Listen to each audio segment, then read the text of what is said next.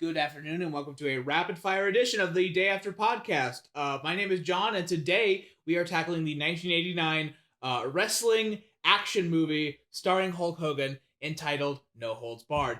My name is John and I particularly like the part in the hillbilly wrestling community where the small person is throwing marijuana or some other drug on the main characters. My name is Haley, and my favorite part is when Hulk Hogan puts up the comforter to separate him from the sexy lady in the bed, and then he breaks the bed. My name is Mike. This is my fault. And my favorite part is when, in like the revision of the traditional montage scene, Zeus, the bad guy, is training, but what is Rip doing? He's helping his brother in therapy. I mean, guys, did you notice that? I did notice that. That was a really different character motivation. It's almost like that was setting up the two dichotomies of these two characters and showing us that they are different people. This movie sucks! Mike, just rage for a little bit. When I filled out the thing, it's like, what do you look for in a roommate? Endless stream of bad 80s movies. You are Ayn Rand's fountain of youth, and I will treasure you forever. This is bullshit. Okay. This is so bad. I plead guilty. According to my mom, this is the VHS tape I watched the most when I was a kid. Oh, so this is your All Dogs Go to Heaven too. This is your a Goofy movie. So about half a week ago, I texted my dear friends, quote, because I hate friendship, I may ask that we drunk watch No Holds Barred. And to be fair, we're all pretty buzzed right now. And I remember responding interested, and then you sent me this YouTube video. You sent this in the middle of Paper Mario. What the fuck have you sent me? Of the most famous scene of this movie. Milo, would you like to tell the audience of the most famous scene of this movie? Well, you see, Hulk, aka Rip, did not accept the new deal from a different television company. So the television executive sent a hitman after him. And kidnapped Hulk Hogan, Rip. And so Hulk Hogan, Rip, decides to beat the shit out of said hitman. And then he looks at the limo driver, goes, oh, I gotta get you. No, fuck that door. Tears door off of limo, grabs limo driver into the air and goes, what's that smell? Dookie. That came from a very deep place in the cerebellum of my friend's brain. And honestly, Guy, I half of this movie is grunts and grunts and and I feel like the most written scenes occur at the beginning, like when they're in the fucking RoboCop office trying to decide what can compete with Hulk Hogan that's not Hulk Hogan. Okay, because you have all these businessmen acting as like the rich evil Jewish executives. Yes. Why you gotta make it about Jews, Milo? That's what they're playing the stereotypes, like, especially when they go to the bar. Oh yeah. Oh my God, this is quite unorthodox. Woohoo! And they realize, oh my God, these actors realize I have to overact with pro wrestling. Like I have to compete with the overacting of pro wrestling, or at least be at that level of overacting. And in their favor, they do it. They overact on level or on par with pro wrestlers. As we were watching this movie, it was so great to interview Mikey on Milo, what did little Mikey feel about this scene? The scene where Hulk Hogan has a lady on top of him. Well, okay, like there's these scenes where Hulk Hogan is trying to fuck a lady, and little Mikey's just going, well, Hulk Hogan is being very, very loud in this bedroom. Like, this is very inconsiderate of him. Okay, if you haven't watched this is a very clear masturbation joke where when she tears apart the curtain, it's revealed that instead of masturbating, he's been putting his heels on the bed and doing push-ups. Yes. Am I looking at his bare butt? No, those are just his feet, you Yeah, ugly. yeah. I had to ask you what the fuck those were. So, yeah, basically this is just a kind of a Hulk Hogan is trying to redo he was in a bit part of Rocky 3 and he was like, well, let's see if I can become a movie star. And this is before The Rock, this is before John Cena, this is before an occasional cameos of Stone Cold Steve Austin in movies. This movie fucking tanked, but it didn't stop him. He tried to do a lot more movies. And this is just, it's basically Hulk Hogan is challenged to a wrestling match by an ex-con who decides to rape someone rapes or tries to rape his girlfriend he I mean, we disables his brother so that he gets Hulk Hogan mad enough to fight. No. So normally in these kinds of safe family sports movies, they do this thing where they gotta be evil, but not too evil because people won't come to your movie. This is like on the fence, pretend rape, and for whatever reason your brother is in a wheelchair. Because he got bitch slapped. Yeah, he got bitch slapped by, you ever by get the bitch bad slapped guy. so hard you lose control of your legs? But when at the end of the wrestling match you get so enthusiastic that your brother won that you're able to stand. Yes. Isn't the miracle of wrestling powerful? I thought that was honestly, when South Park does a thing, you think it's going to be so unrealistic that nobody fucking would ever possibly do that. Johnny, the 80s. You're right. What was I thinking? Roll the credits. Oh, let's talk about what they tried to push as a cool new thing to do. I can't even get my fingers to do it correctly. Oh, Jesus Christ. As the handicapped man on screen who's neck is broken is trying to do it themselves.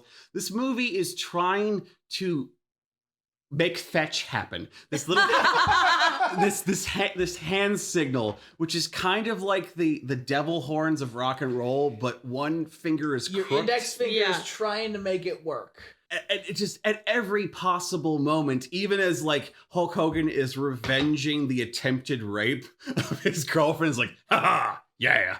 So this broken metal horns is like Pikachu tears in this movie.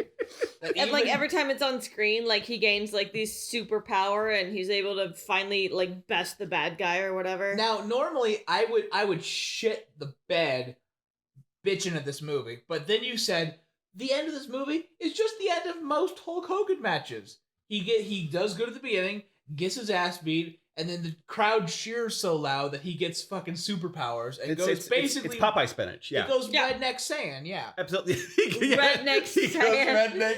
Redneck Super Saiyan. He is from Florida. Florida man turns into.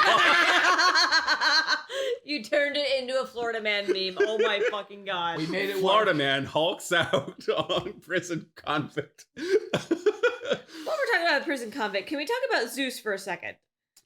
This Where's my phone? Keep going. The antagonist he's interesting eyebrows. Is this very large African American man? I think his name is Tony Tiny James.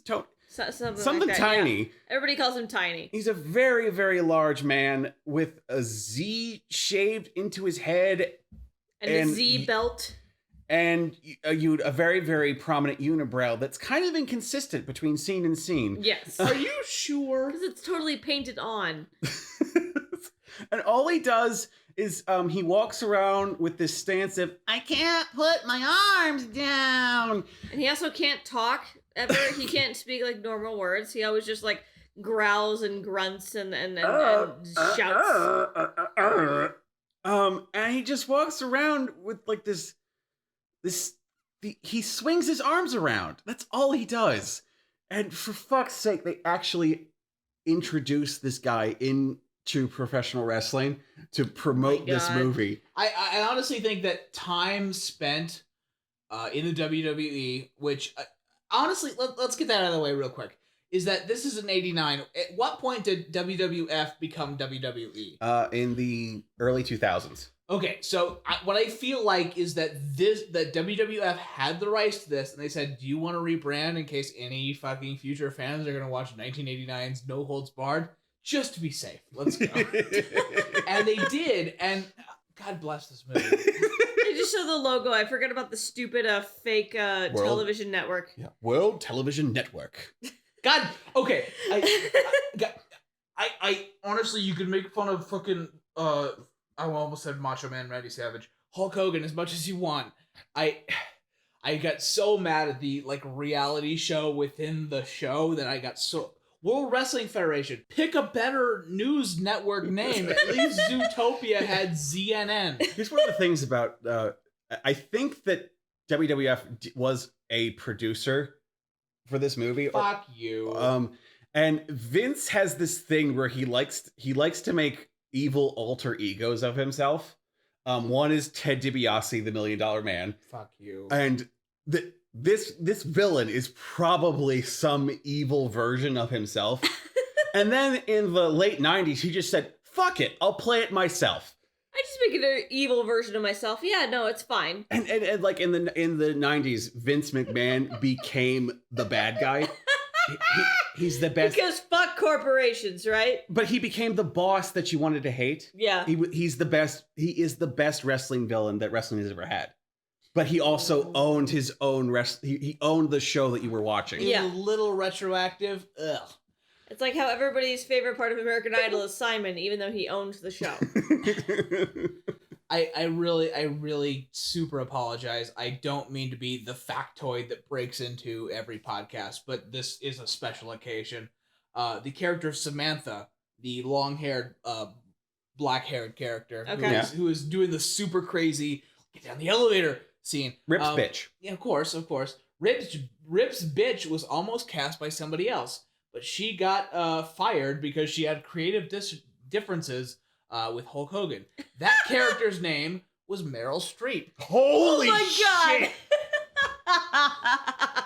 And that is what could have been. You know, 1989 Meryl Streep playing across from Hulk Hogan in No Holds Barred. That'd be some shit you tell your millennial kid. Yeah, that happened. You know, sometimes that almost happened. You look at the background and go, "Is she the rabbi?" No, she's Rip's bitch. Let's be honest, Meryl Streep would take over Rip's role if she were in this film. Fuck my ass, guys. It is about 13 minutes in, Michael. I'm gonna have to pull the plug. Let's talk about our final thoughts for this fucking movie. Okay. Go ahead, guys. Go ahead, John. I will continue. Despite the perfectly circular crater from Zeus, who just fell into the ring and is super dead. This movie is not brave enough to do a dolly zoom, but fucking real zoom for no reason. Let's do it. Let's take multiple takes for a person to come out of the limo and yell "Dookie" in a really irritating. You guys want a reality show? Do the game show. Get Hulk Hogan to do the game show. He's free. He'll be doing reality shows later. He can host a show. Look at Guy Fieri. It works. Do it. Do it. Haley, what do you feel? Oh, just suddenly got quiet. Like, Haley. What? So, like, I never know when Milo sends me a text saying, "Oh, hey, I need to show you this movie when we're drunk. It's going to be a trash dumpster fire." And I'm like, okay, because we've watched so many good things already this weekend. This is I can totally picture a like 6-year-old Mikey sitting on the couch just like fucking gasming at how everything this movie is everything he was my Superman. Yes. So, and that's the energy you got to take into watching this movie. I totally recommend that. I am just so disappointed in my 6-year-old self. I am surprised I can talk, because this is basically like a hole was drilled into my skull and battery acid was poured into my brain every time I turned on this VHS tape. Right on, brother. Holy shit.